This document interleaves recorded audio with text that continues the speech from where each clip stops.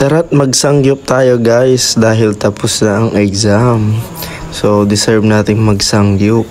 Parang tayo yung nag-exam, no?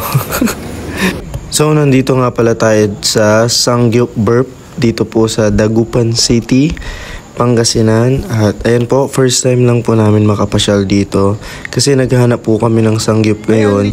Pinagpipilian namin sa Ordineta, Calasiao, and dito po kami napunta ngayon sa Sangyup Burp. Ayan guys, so madami po silang dyan, mga pwedeng pagpilian, tas mga side dishes nila, mga ganyan. So hindi ko na yung babanggitin isa-isa, tingnan nyo na lang dyan sa picture. So kasama ko nga ulit sila Madam Ten, Madam Phoebs, and Sir Joel. And natutuwa kami ngayon guys kasi magagamit namin tong wifi. Ayan, nasa yellow basket ko yan sa TikTok. Hindi, charot lang.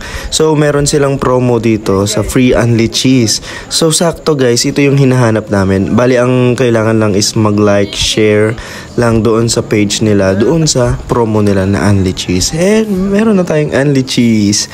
And guys, so actually yun talaga yung hinahanap namin na unli sa mga sangyup kasi yung iba talaga may additional na silang bayad, pero nasaktuhan natin guys yung promo at ito na nga, nagsimula na po tayong magkalot-kalot dyan.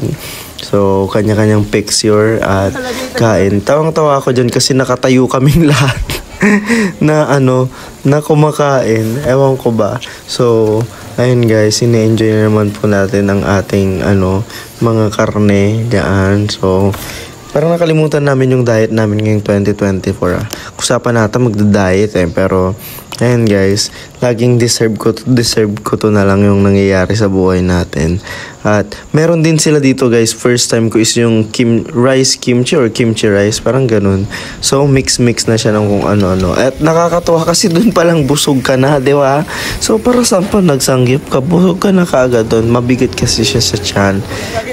And guys, at ayan, kanya-kanyang video talaga kami, no? Kasi tuwang-tuwa talaga kami dyan kasi naka-free talaga kami ng cheese. As in, yun yung inaasam-asam namin. At tingnan nyo guys kung ano-anong pinagkukuha ko na naman. Pinagmi-mix ko na naman yung mga kinukuha ko dyan. So, pero guys, perfect dito kasi meron din silang squid. Ayan, parang syempre another team plus ng mga nila, ng mga marinated po nila na pork, chicken, and beef. Ayan. So, hindi ko alam kung may beef tong nakuha namin. Pero, ayan guys, meron po silang iba't ibang mga klase din ng karne. Katulad po ng typical na sangyup. Yun nga lang, syempre, naiiba na lang sila sa mga lasa, mga ganyan. At kung paano yung pagkatimpla po nila, yung mga in-offer po nila, mga services po nila, at yung service po nila itself sa mga customers. So, ayun guys, maganda dito kasi first time namin at masarap din po yung mga timpla nila. Ayan, so I love it. Bye guys.